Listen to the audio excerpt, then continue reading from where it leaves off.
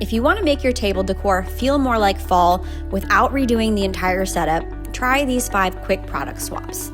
Trade your napkins or any bright linens for a deeper color like terracotta, mustard, rust, or even brown and black. These shades instantly add a little bit of warmth or moodiness to the table. Fresh florals are beautiful, but for fall, try swapping it out for dried grasses like pampas, bunny tails, or wheat. They're low maintenance and super textural. Clear glassware can feel very summery. Switch to amber or even green tone glasses to create a cozier mood.